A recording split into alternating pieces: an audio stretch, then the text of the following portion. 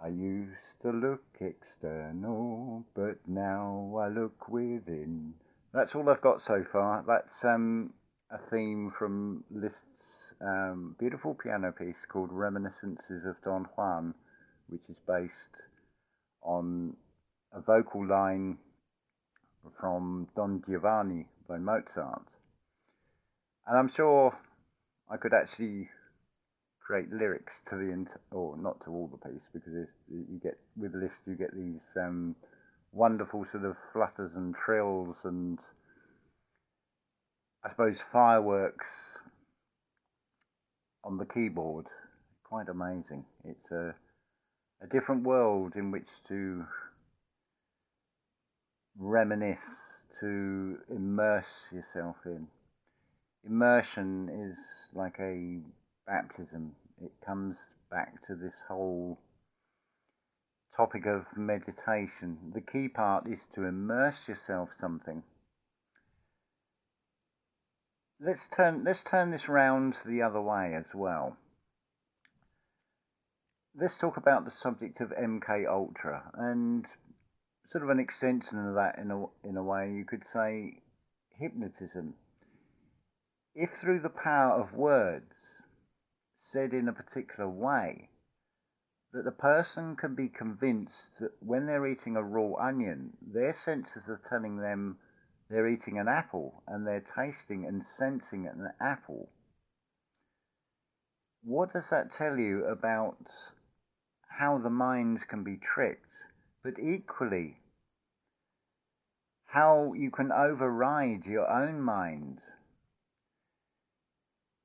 This is very much what Neville Goddard spoke about. You remember the future, you create the outcome you wish to see. So no matter what the topic, a big one would be like the end of the world and dub dub toi, to use to borrow from Static in the Attic to describe certain events that involve many nations around the world.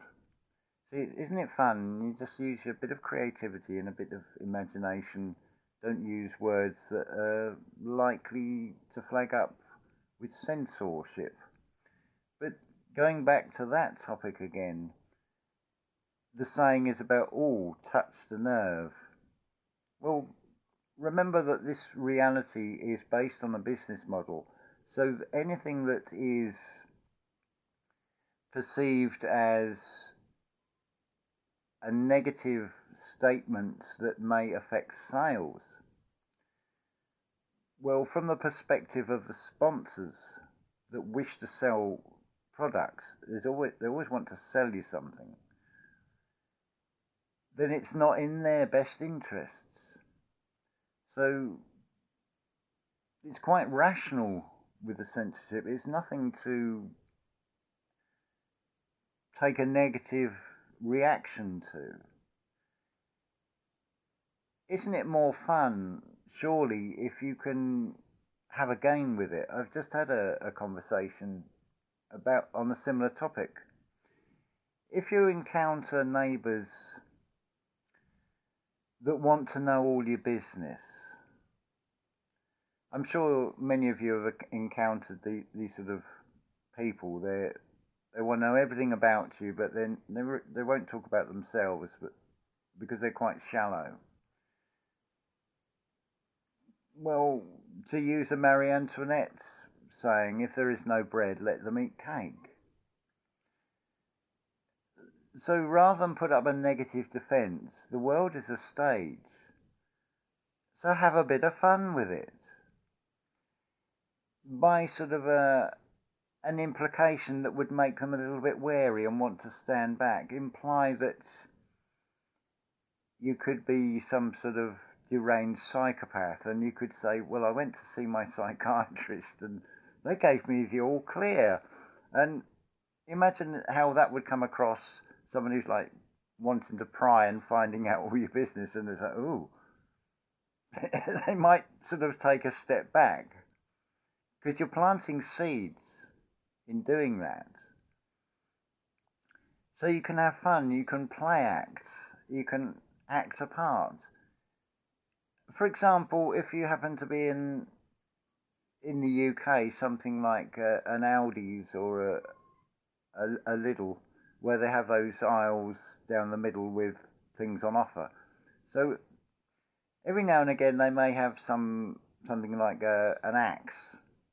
Well, if you don't have a shopping basket or a trolley, and you just have this axe in your hand, and you walk down the aisles with a sort of almost like a psychopathic, demented grin on your face, people just clear the way. It's like the parting of the Red Seas, and you won't get a queue at the tills either. You'll create the outcome that you're not queuing up, you're not wasting your time. People will give you space because you're not doing anything threatening. It's just playing and acting and just watching the sort of reaction, and that's the key word. It's reaction. It's an assumption that, oh, look, there's a maniac with an axe, but you're only buying an axe.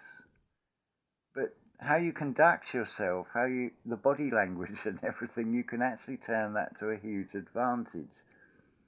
So I thought this was too good to not share, as when you're faced with things that seem to be negative, consider that everything is a reflection.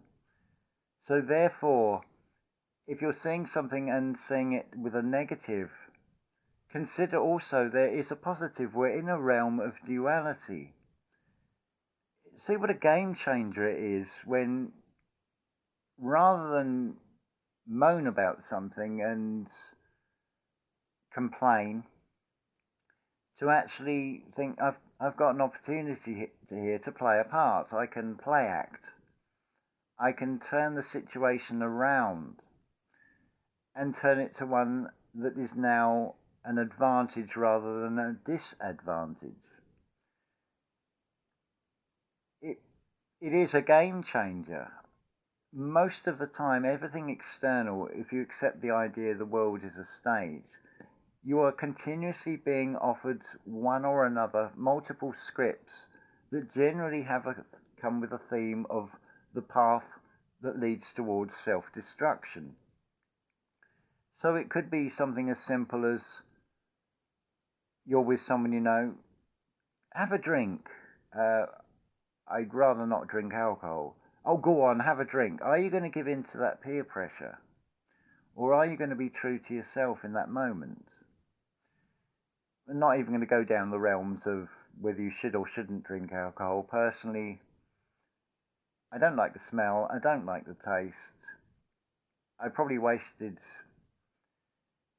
hours and who knows what in cost financially just trying to fit in to something that, if I was really honest with myself, I would save myself a lot of time, and I could have used that time in a more beneficial way. But I don't look back at it with regret, because most of it is like a blur anyway. I can't bring that time back, and would I really want to? Would I wish to associate with the people of that time?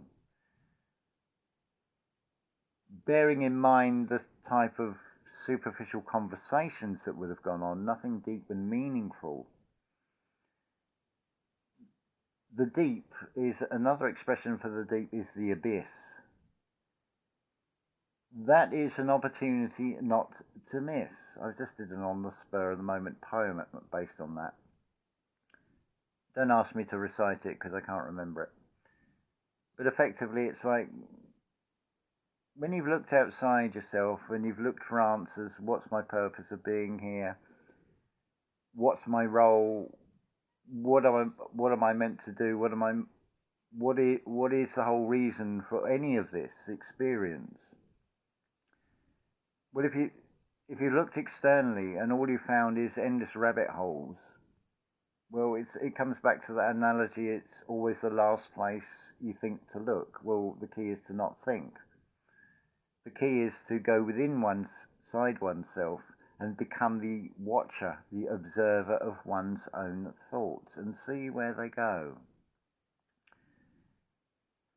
you're effectively, it's discussed as like with the age of Jupiter, the age of expansion. So you're expanding yourself within yourself, becoming a fully informed spirit within a physical form, which is represented as the sort of rather sort of overweight Buddha, because it's the hairy man who is fully informed, is well rounded in this external world. So the external depiction shows always the Buddha is always rather on the plump side, almost a sumo wrestler in some of the little sculptures and carvings and things. But it's just an external representation through art, effectively. There is an art in everything. There is an art in playing a part on this world stage. But I feel I've given you a couple of analogies, sort of real life situations. That is another thing to consider as well. Talking about anything, putting it into relatable everyday terms. So for me, the great one is talking about driving, and how when you are driving, you need to be aware of all other road users. You have to expect the unexpected, like a child suddenly running out between parked cars, and be able to respond, come to a controlled stop rather than a reaction and ending up in a skid and potentially a fatality. To me, that is a perfectly relatable way of describing navigating our way through this experience. Consider also with clothing how you'll hear the expression, I wouldn't be seen dead wearing that. Same as if you're trying to sell a property. You'll only be sold something or be able to sell something, sell the idea, if the other person can put themselves and picture themselves, i.e. using their imagination and seeing themselves in that house or seeing themselves in that clothing or whatever it happens to be, sitting behind a wheel of a particular car, but the colour of the car might be off-putting, and it might be some horrendous colour that person doesn't like, so they're not going to buy the car because they can't see themselves in that car, because in their minds it's wrong. It doesn't make it wrong for everybody, of course. There may be somebody else who does like it. It's the same with if you apply for a particular job that you really want. You may be earning more money for less hours, and it really appeals. It may be closer to where you live, so you'll be saving on your time, on the travel expenses. You'll be earning more and you'll be working less hours. All the advantages are there. How easy is it for the conscious mind to worry about whether you're going to get that job? Because you're focusing all your energy into a negative thing, which is going to actually attract that very outcome, the very thing you don't want towards you. Another expression I've heard people say over the years would be, you'll never guess what's happened. The last thing I wanted to happen has happened. It's because they focused all their attention and their energy. They've caused a tension on their minds with worry and doubt and fear, rather than looking at it the other way of going with the law of assumption that you've got the job. You've created the communication saying, congratulations, maybe it's a phone call, you've got the job, can you start next Monday at 9 o'clock, for example. So you can create this scene in your mind, and if you hold true to that, the energy that is now radiating out, the external will conform to that. Now, even if you get a situation where on this occasion you've been unsuccessful, you don't have to hear that. You can overwrite it in your mind. You can do like an MK Ultra on what you're hearing. You can hear in your mind being told that you've got the job. listen to any Neville Goddard's lecture and you'll hear testimonies of similar things, even Neville's honourable discharge of coming out of the army.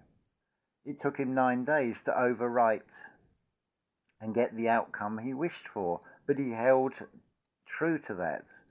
I put this into practice in how I get through each week on the basic daily things, putting food on the table, that kind of thing, food for the cats. That's not intended as a sort of an emotional pull, but certainly donations, I'm not going to be so proud that and dishonest to myself and say yes, it would be welcome, and a big thank you to those that have donated recently.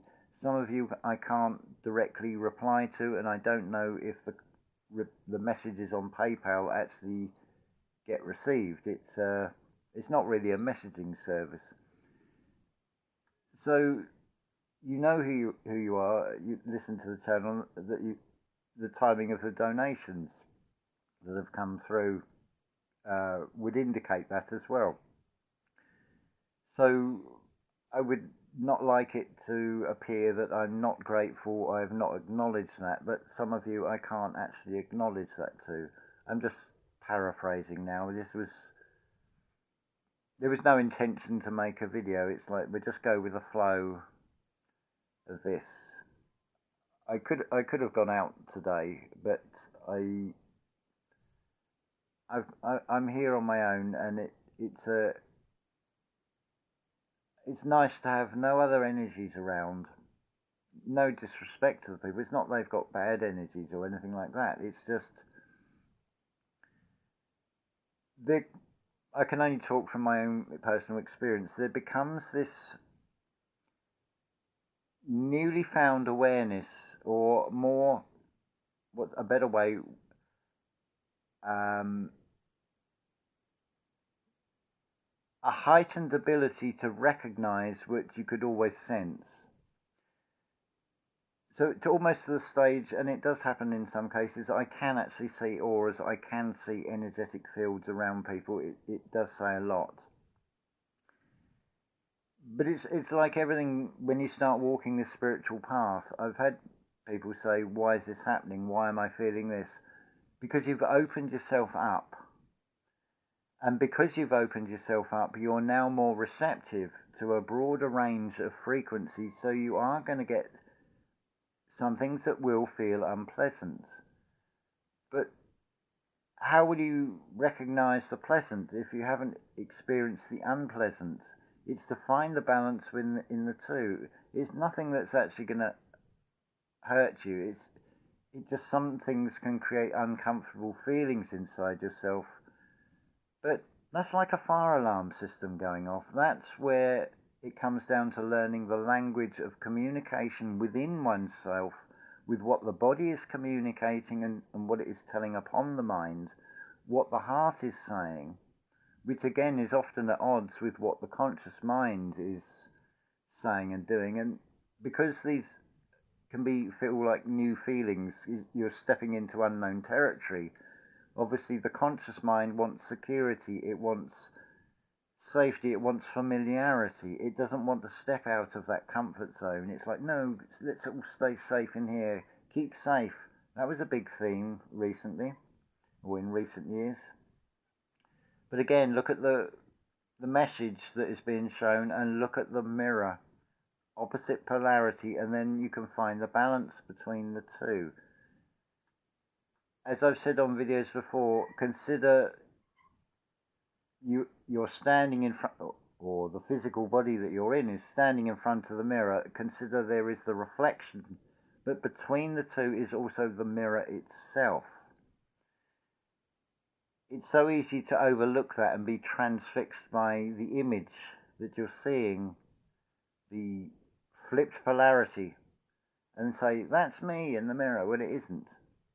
It's just a physical vessel that you happen to be in. I could say, well, go and sit in a car that's facing a mirror. You've now got another body around you. But that body, like the physical body, is finite. But the real you inside is infinite. What you may perceive you're going to face in what we perceive as the future, for example, it will come down to how you perceive the external world of you as to what you're going to see. It is quite possible to overwrite so much. The whole theme of mind control, MK Ultra and such like, all shows this, but it's so easy to just look at the negative polarity of it. But consider we're in a realm of duality. It fits the same pattern as everything else. It's contrast between dark and light, black and white, red and blue, up and down, left and right, and so on. It's about coming back to center, to heart center, right in the middle. It's on the middle of the chakra system. It's roughly in the middle, certainly of the torso. And there again, you've got the middle of the physical body, which is the place of the sun, the solar plexus. So it's about raising the energy up to the heart center, which is the center of the chakra system, which is within a physical embodiment, within a perceived physical reality. It is a way of interacting with the physical reality. That's why you have a physical body. How else could you interact and experience a physical reality without a physical body?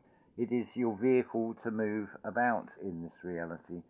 But they're wonderful things. They're self-repairing, with a sort of, seems to be an inbuilt fault, because there's such a thing we would perceive and call aging, where things don't replicate perfectly. But would you want an eternity in this reality, or would you rather just have it as like a holiday experience? So whenever you're faced with any encounter, be discerning. Look at the situation, don't react to it. Consider, well, if it seems a negative, can I find its positive counterpart?